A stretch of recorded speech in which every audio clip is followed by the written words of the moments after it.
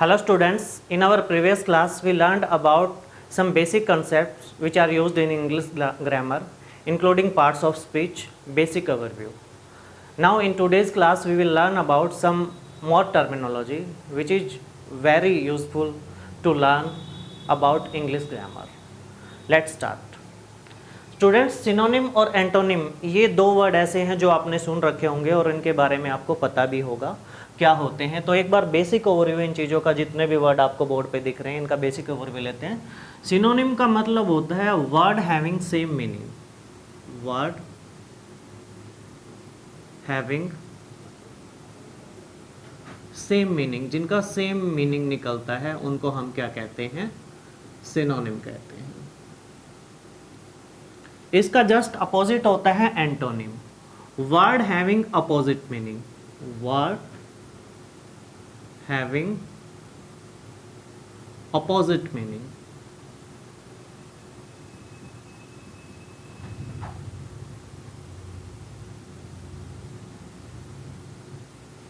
इसके एग्जाम्पल की बात करता हूं, जैसे गुड की बात करते हैं हम। गुड मीन्स क्या होता है?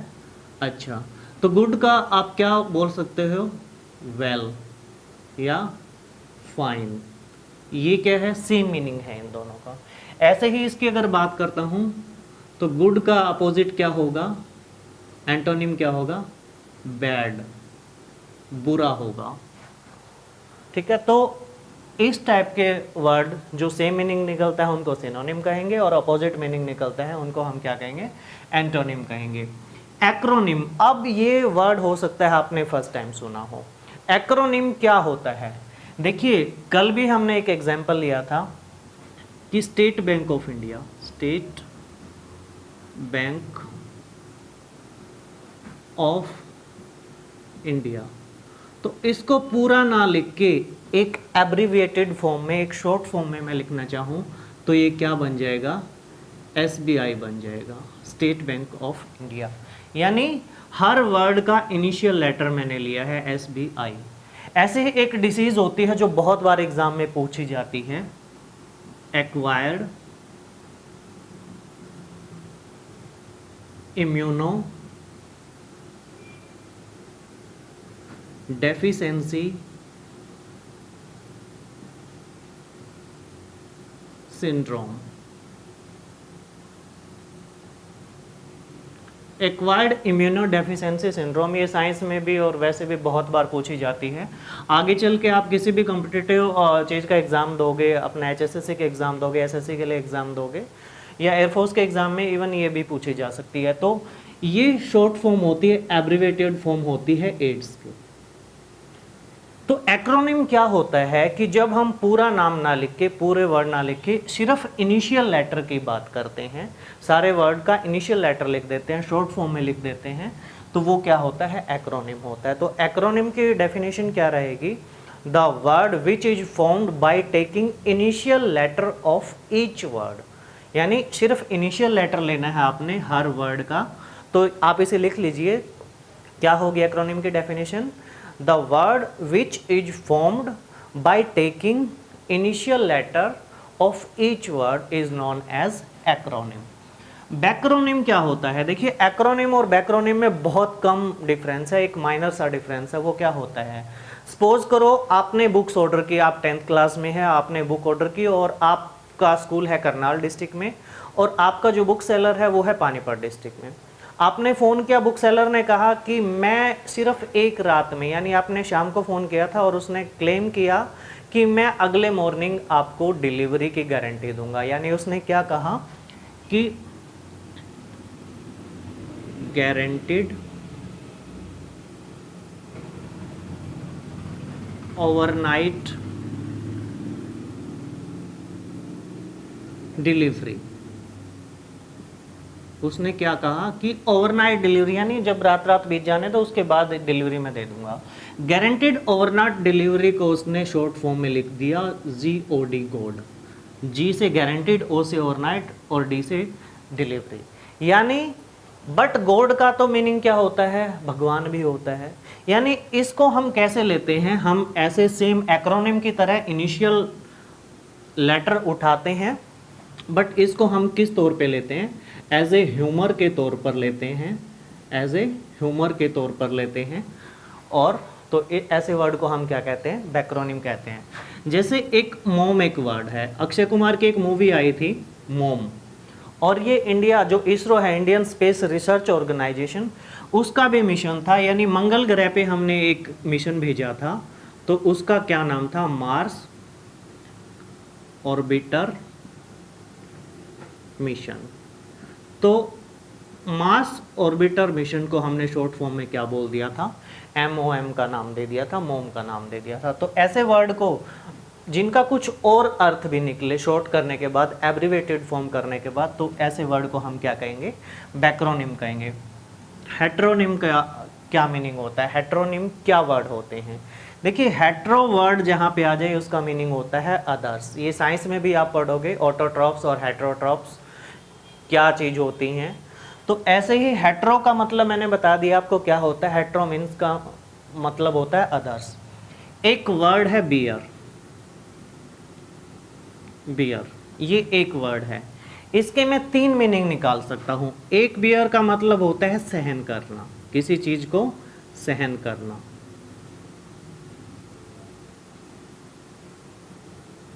सेंटेंस की अगर बात करूं तो मैं कह सकता हूं कि I can not bear the pressure to learn English for 10 hours, कि 10 घंटे में लगातार इंग्लिश सीखने का प्रेशर नहीं सहन कर सकता, या 10 घंटे मैथ सीखने का प्रेशर नहीं सहन कर सकता। एक मीनिंग होता है सहन करना किसी चीज को। एक बियर का मतलब होता है जन्म देना, जन्म देना। सेंटेंस की बात करूं कि most of the animals bear their young ones in spring, कि बसंत के मौसम में जो ज़्यादातर जानवर होते हैं अपने बच्चों को जन्म देते हैं। Most of the animals bear their young ones in spring. तो एक मीनिंग होता है जन्म देना, और एक बियर का मतलब होता है भालू। तो एक वर्ड और उसके 3 मीनिंग, तो ऐसे वर्ड को हम क्या कहेंगे, हेट्रोनिम कहेंगे। तो word which is having same spelling but different meaning is known as heteronym. तो ऐसे वर्ड को हम क्या नाम देंगे, हेट्रोनिम का नाम देंगे। होमोनिम या पैरोनिम की बात करते हैं तो ये इससे जस्ट अपोजिट होता है। जैसे डियर और डियर, डियर और डियर लगभग सेम प्रोनाउंसिएशन है बट दोनों का मीनिंग अलग है, तो इससे जस्ट अपोजिट होता है। इसमें स्पेलिंग सेम थी, मीनिंग अलग अलग थे। इसमें क्या होता है, स्पेलिंग अलग होगी, स्पेलिंग भी अलग होगी, प्रोनाउंसिएशन बिल्कुल सेम लगेगी, प्रोनाउंसिएशन सेम होगी। डियर और डियर के स्पेलिंग प्रोनाउंसिएशन में बहुत ज़्यादा अंतर नहीं है। तो होमोनिम या पैरोनिम की अगर जब हम बात करेंगे तो क्या होगा इसमें कि प्रोनाउंसिएशन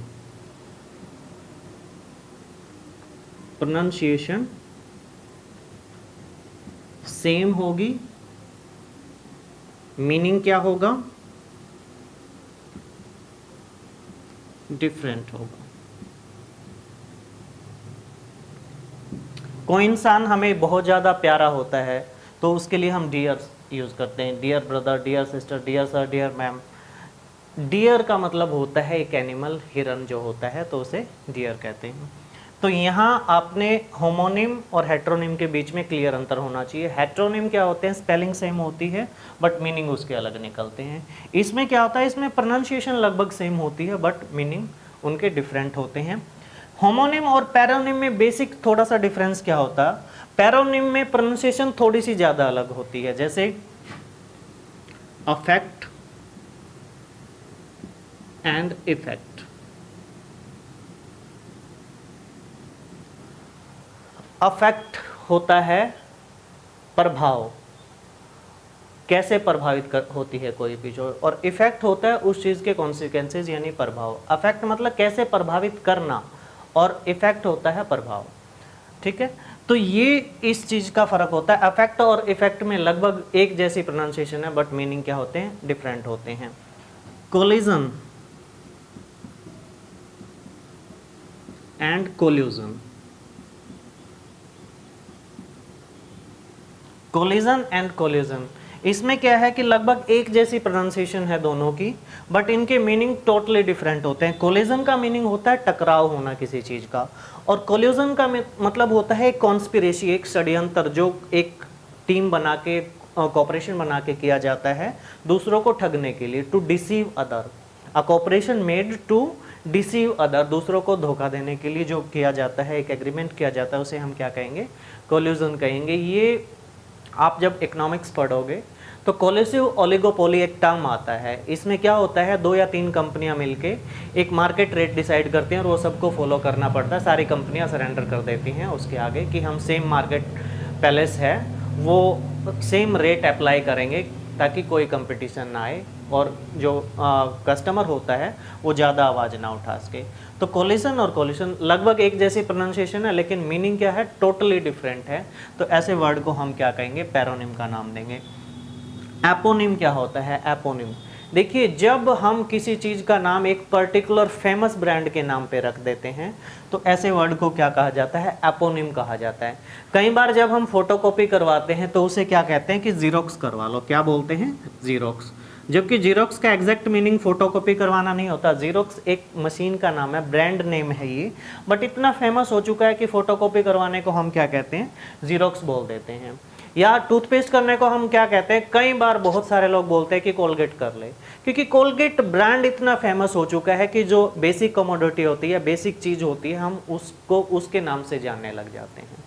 तो क्या होता है इसकी डेफिनेशन की अगर एपोनिम की बात करें कि अगर किसी चीज़ का नाम, when a name is named after, किसी चीज़ का जो नाम होता है वो named after a famous brand, तो इस चीज़ को हम क्या कहेंगे? एपोनिम कहा जाएंगे। कि टूथपेस्ट करने को हम क्या कहते हैं कि कोलगेट कर लो, कि कोलगेट किया है या नहीं किया आज, तो इस चीज़ को हम क्या कहेंगे? एपोनिम क्या कहेंगे। अब देखो, पेनग्राम और ऑटोग्राम ये क्या चीज़ होते हैं? NYM, इनके लास्ट में क्या आता है? सफिक्स किस क्या है? सबके लास्ट में नेम आ रहा है, ये देखिए। अब ये 2 वर्ड है, इनके लास्ट में जो सफिक्स है वो क्या है आपका? वो है ग्राम। पेनग्राम क्या चीज़ है? एक ऐसा सेंटेंस, एक सिंगल सेंटेंस जिसमें पूरे के पूरे लेटर्स हों एक इंग्लिश अल्फ़ाबेट के, उसे हम क्या कहेंगे? पेनग्राम कहेंगे। जैसे एक सेंटेंस की अगर मैं बात करता हूं कि the quick brown fox jumps over the little lazy dog. The quick brown fox jumps over the little lazy dog. तो ये एक ऐसा सेंटेंस है जिसमें पूरे 26 के 26 लेटर जो इंग्लिश अल्फ़ाबेट में होते हैं वो इंक्लूडेड हैं। ए से लेके जेड तक सारे के सारे लेटर इसमें इंक्लूडेड हैं। तो इस टाइप के सेंटेंस को हम क्या नाम देंगे? एक पेनग्राम का नाम देंगे। ऑटोग्राम की बात करते हैं कि एक ऐसा सेंटेंस जो खुद को एक्सप्लेन करता है, खुद अपने बारे में बताता है। जैसे मैं एक सेंटेंस लिखता हूं, this sentence has 5 words। This sentence has 5 words। इस सेंटेंस में 5 शब्द हैं, 1 2 3 4 5, तो 5 ही वर्ड है और ये सेंटेंस भी क्या कर रहा है? खुद को स्टेट कर रहा है। तो इस टाइप के सेंटेंस को हम क्या कहेंगे? ऑटोग्राम का नाम देंगे। तो ये कुछ बेसिक टर्म थी जो इंग्लिश ग्रामर के में आपको पता होनी चाहिए। ऐसे ही जब हम बात करते हैं, देखिए ब्रदर को कई बार हम क्या बोल देते हैं? ब्रो बोल देते हैं, हे ब्रो, हेलो ब्रो, यानी कैजुअल टॉक में हम यूज़ करते हैं हेलो ब्रो, हेलो सिस। तो पापा की जगह पा बोल देते हैं। तो ये क्या है? इस टाइप के वर्ड को हम क्या नाम देंगे? टेक्निकल ग्रामर के अकॉर्डिंग अगर बात करते हैं तो इस टाइप के वर्ड को हम कहेंगे कोलोक्वियल। कोलोक्वियल, तो कोलोक्वियल का नाम देंगे हम इस टाइप के वर्ड को, कि जो इनफॉर्मल टॉक में यूज़ होते हैं। फॉर्मली ये एग्जिस्ट नहीं करते, ग्रामर के अकॉर्डिंग एग्जिस्ट नहीं करते, बट शॉर्ट फॉर्म में हम दोस्तों के साथ बात करते हुए या चैट करते हुए इस टाइप के वर्ड का यूज़ करते हैं। तो इनको हम क्या कहेंगे? कोलोक्वियल कहेंगे। तो ये सारी टर्मिनोलॉजी बहुत इंपॉर्टेंट है एग्ज़ाम पॉइंट ऑफ व्यू से। हो सकता है कुछ लोग आपको सजेस्ट करें कि हमारे सिलेबस में नहीं है या ये नहीं है तो हम ये क्यों करें। एंटोनिम सिनोनिम तो अक्सर आपसे पूछे जाते हैं, हेट्रोनिम, ये सारे टर्म आपको पता होनी चाहिए, बेसिक समझ के लिए बहुत ज़रूरी है। हमने पहले भी कहा था कि रट के चीज़ों को नहीं करना है, आगे कम्पिटिटिव क्लासेस में आपका या इंग्लिश की प्रॉपर समझ के लिए इन सारे टर्म्स का यूज़ होना आपको ज़रूरी है, बहुत ज़रूरी है, क्योंकि लैंग्वेज ग्रामर से रिलेटेड ये सारी चीज़ें आपकी हैं जो आगे आपको लाइफ में प्रैक्टिकल इंग्लिश में यूज़ होनी है। तो बच्चों, एक टीचर मैंने कहा था कि मैं एक गाइड हूं आपका और बिल्कुल भी एक अच्छे रास्ते पे आपको लेके चलूँगा। कोई चीज़ फालतू की नहीं करेंगे, लोगों की नहीं सुननी है। आपने क्या करना है, सिंपली जो बोर्ड पे हो रहा है ये चीज़ें आपने नोट करनी है फेयर नोटबुक में, और सिर्फ 2 बार इस वीडियो को प्रॉपरली देखना है। तो बेसिक कंसेप्ट हम सारे करा के लेके चलेंगे। तो 2-3 क्लासेस में हमारा क्या है, ये बेसिक क्लास है, ये ख़त्म हो जाएगी। फिर उसके बाद हमारा जो टेंस है, मेन एग्ज़ाम में आपसे पूछे जाते हैं, टेंस वाला टॉपिक करेंगे। अब जैसे हमें पता है कि हम हर रोज़ 5 वर्ड करते हैं सिनोनिम, जिनके हमें बताने होते हैं। तो आज के 5 वर्ड कौन से हैं और आज का इंटरेस्टिंग फैक्ट और एक फेमस कोट क्या रहेगा, आज का इंटरेस्टिंग फैक्ट और फेमस कोट क्या रहेगा, उन पे अब बात करते हैं। आज के जो 5 वर्ड हैं हमारे, वो है एक्यूरेट, जिनके आपको सिनोनिम लिखने हैं। एक्यूरेट, एमिएबल, एडजॉर्न,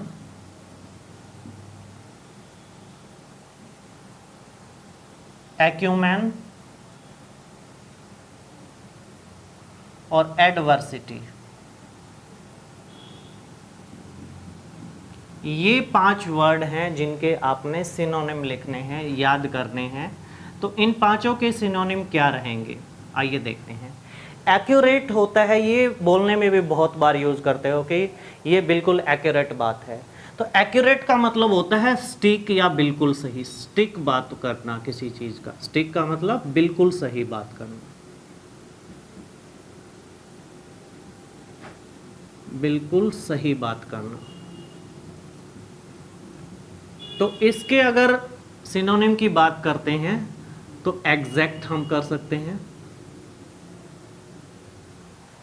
एक्यूरेट के अगर सिनोनिम की बात करते हैं तो एग्जैक्ट। दूसरा होता है absolutely right.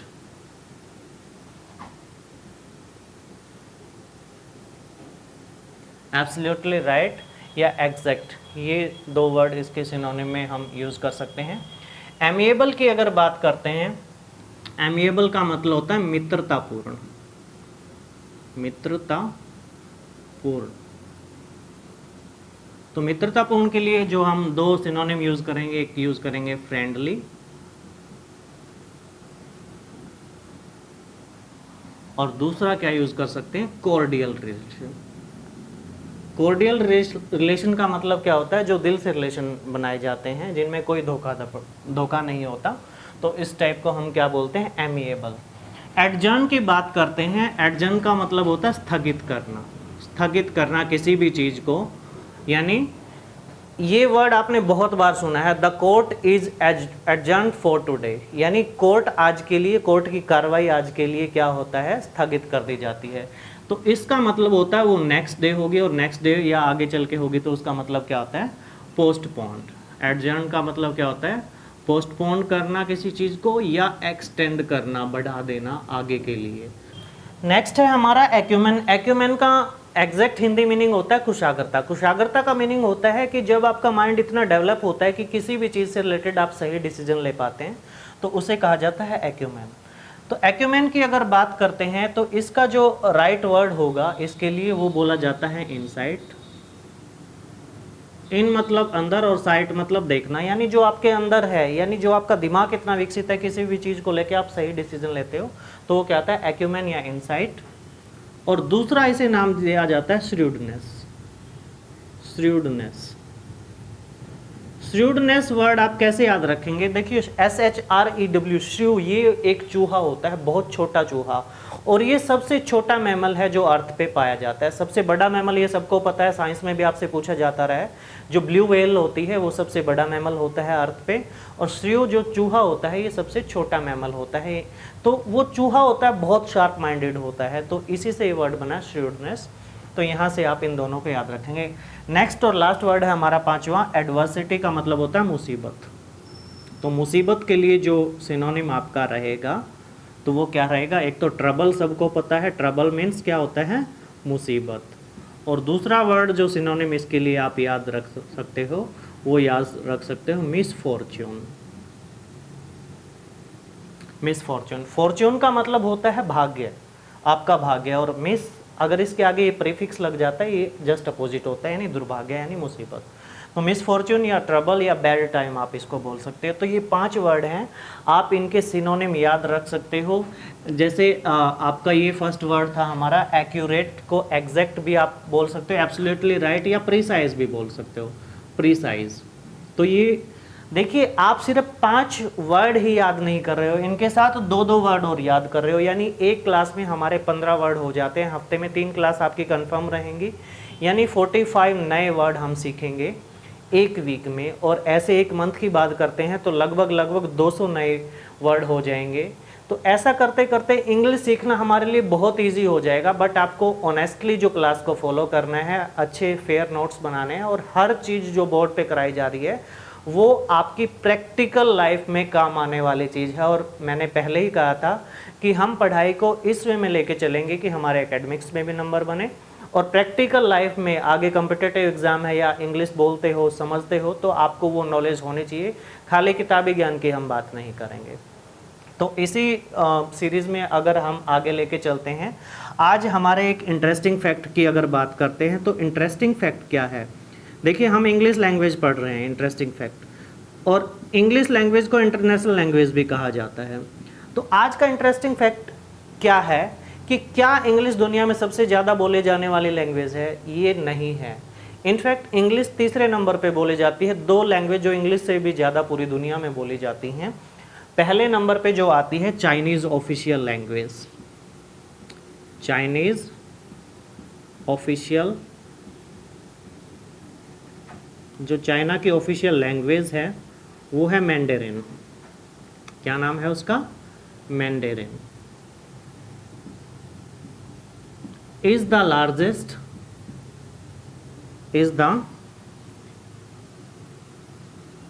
Largest spoken language in the world, spoken language in the world. कि चाइना की जो ऑफिशियल लैंग्वेज है मैंडरिन, वो सबसे ज़्यादा बोले जाने वाली है। सेकंड नंबर पे स्पेनिश आती है, थर्ड नंबर पे इंग्लिश आती है, फोर्थ नंबर पे हमारी हिंदी आती है, और फिफ्थ नंबर पे जो इंडिया की 2 लैंग्वेज है जो टॉप 10 में है वो है बंगाली। तो ये चीज़ आपने याद रखनी है कि जो सबसे ज़्यादा बोली जाती है वो चाइनीज़ लैंग्वेज मैंडरिन है दुनिया में। ये तो थी हमारे इंटरेस्टिंग फैक्ट की बात। आज जो आपको ट्रांसलेट करना है वो लाइन लिखिए। अब ट्रांसलेट जो करनी है आपको, ट्रांसलेशन के लिए जो लाइन है वो है the future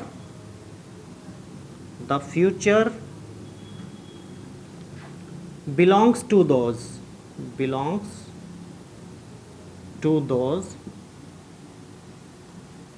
who prepare for it today, who prepare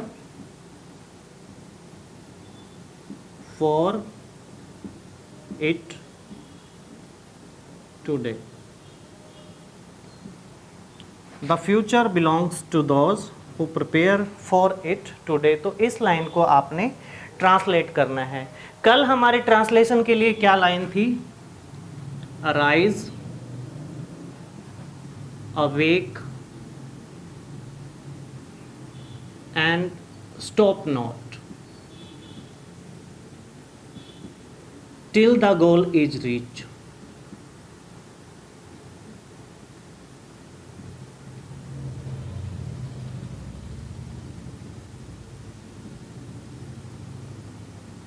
स्वामी विवेकानंद की ये बहुत ही एक फेमस लाइन है और इसका मीनिंग क्या होता है कि उठो